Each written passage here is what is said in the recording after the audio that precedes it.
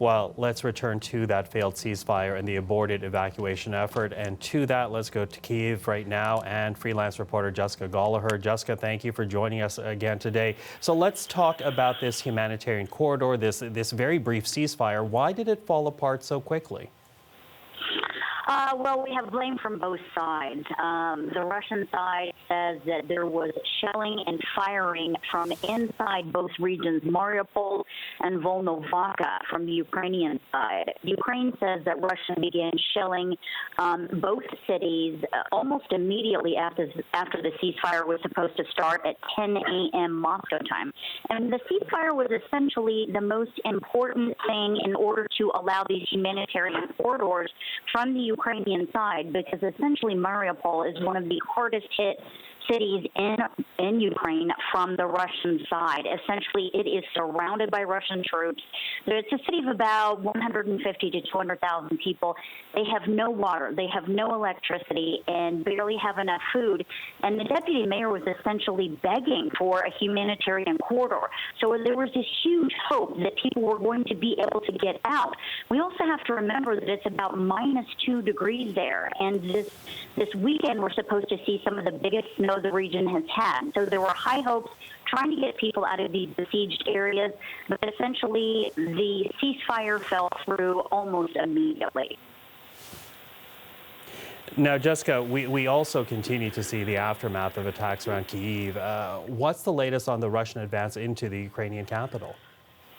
The Russian advance has slowed, and that is due to several factors. They still remain, the giant convoy remains about 30 kilometers northwest of Kyiv. And essentially, the Ukrainians have attacked the convoy. They have also bombed a bridge that is essentially preventing the convoy from moving closer to Kyiv. They've also had food shortages, gas shortages. The convoy got lost at one point. So that is a positive thing on the Ukrainian side. It's also a negative because since the convoy has not made as much progress as the Russians had expected, they are using more severe tactics, i.e. aerial bombardments. In Kyiv, it has been the worst it has ever been over the past 2 days. Constant air raid sirens. And the aerial bombardments are coming during the day, which they typically haven't done since the war began. People are petrified. Right before I got on the phone with you, the air raid sirens sounded again. People are spending the majority of their evenings underground. If they can't get underground, if there's not enough room, they're sheltering in places like their bathtubs, the interior of their building, hallways. We have at least 200 civilians that have died within the last couple of days, in addition to about 24 children. And residents here in the Kyiv region are bracing for more attacks because they feel like the onslaught hasn't fully hit. That is the fear that it's just going to get worse because Russia has not made the progress that it's wanted to. Jessica, thank you for the latest. Jessica Gallagher in Kyiv. Well, for more on all of this, we are now reaching out to Bob Ray. He is Canada's ambassador to the United Nations. He joins us right now in New York. Ambassador Ray, thank you for joining us today. Thank you, Michael. Good to be with you. Listen, I want to begin with your reaction to the humanitarian corridor that was promised here. It did not hold. Instead, the shelling continues in Mariupol and Volnovakha. What is your reaction to that? Well, I mean, in order for a ceasefire to be effective, you've got to have somebody to police it. I noticed the reporter said, both sides saying X or Y. The fact is, the Russians are engaged in an aggressive war at the moment. Their capacity to lie has been amply demonstrated from the very beginning of the buildup. What they told us was not happening, and then when we said it is happening, they said, "Well, we're not going to do anything with it, so don't worry about it. We're just training or something." So I tend to lean to the idea that we can't really take the Russians at their word based on our experience, and we should learn from that. And so it's very difficult to have a corridor established that can't be protected, because what happens when you have a corridor? Imagine a space where people can go down. If you have civilians trusting the corridor, so they go out, and then they're subject to attack. It's brutal. So for this to succeed at all, it requires a capacity to police that we don't is not there at the moment, and so you have to rely on the good faith of the parties. And I don't trust the Russians' good faith for one instant, and I think that's the problem we have. Well, that really does put a chill on this idea of any humanitarian corridor right now, considering the hundreds of thousands of people who just want to get to safety. How quickly can some type of process be set up, do you think? If the Russians cannot be held at their word, as you're suggesting, how quickly can a process and some type of monitoring be set up to allow people to get to some form of safety? It's all about political will. I mean, do the nations of the world, and the key nations, including Canada, do we have the capacity to really engage directly with the parties to try to keep the parties apart from each other and to effectively police a ceasefire? If we're going to have a ceasefire, when it comes, there has to be a capacity to keep that peace. The only ceasefires that work anywhere in the world are ceasefires that are covered by international protection of some kind. So far, the Russians have not agreed to anybody else intervening. And the question really is, are we going to let the Russians decide all the rules of the game? And I don't think we should. And I think that's really a challenge for all of us who are engaged in militarily supporting Ukraine and in supporting the humanitarian efforts and in fighting the aggression in a variety of ways, sanctions, taking people to court, etc. And I think that's the moment that we're in right now. We're in a central question for us as to what else can we do to effectively get to some solutions. And we're not going to get to solutions if we leave the solutions up to the Russians. It's that simple. They're not, under Putin at the moment, they're not capable of affecting any kind of compromise, and that's a challenge that we face.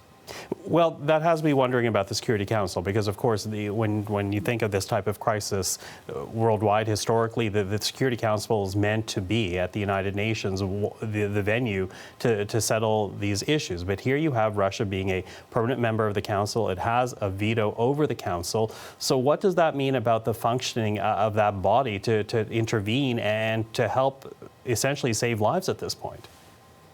The Council is nowhere to go. The fact is that the General Assembly has now passed a resolution which clearly indicates the opinion of the world with respect to the conflict. And the question now is, having passed the Uniting for Peace resolution, which the General Assembly has done, who's going to enforce the peace? That's the issue. The Security Council, it's sort of like, think of a basketball game, and you blame the arena for how the players are playing. You don't blame the arena, you deal with the players. And we have to look at ourselves, we have to look at other countries and say, can we establish a willingness to actually not let Russia determine all the rules of the game?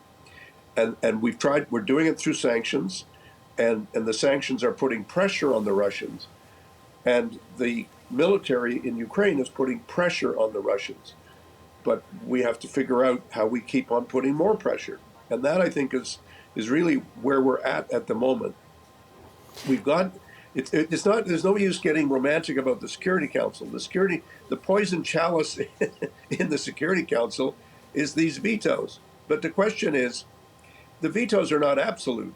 We have ways of getting around the vetoes. We have ways there's sections in the Charter which say, a country that's a party to a dispute can't vote, can't exercise its veto.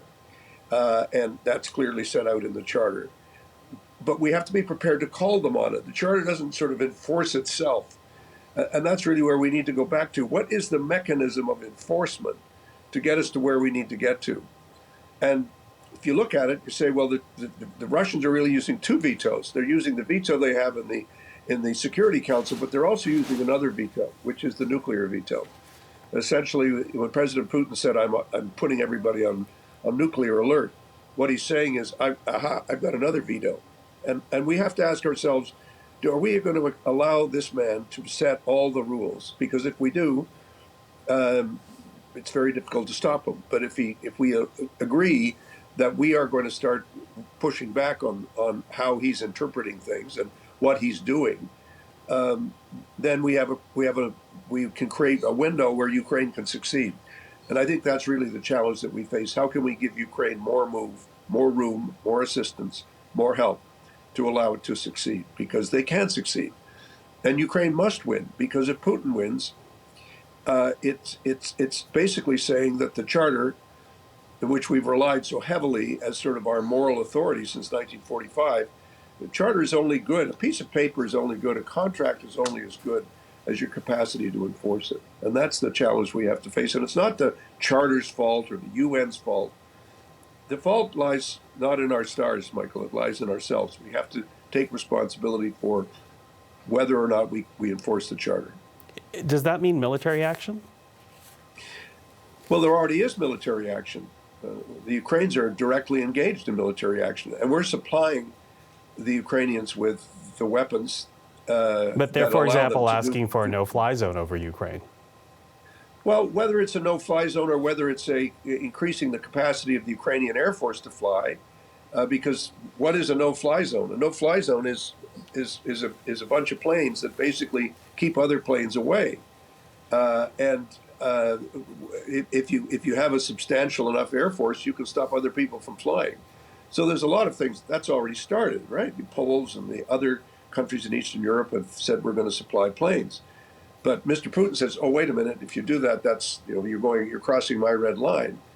And I think we have to come to grips with the fact that he can't be allowed to make all the rules. We have to have the courage of our convictions and see what more can be done to give the Ukrainians the space that they need to be successful. The sanctions are intended to do that, and they are helping, but we're going to need to do more.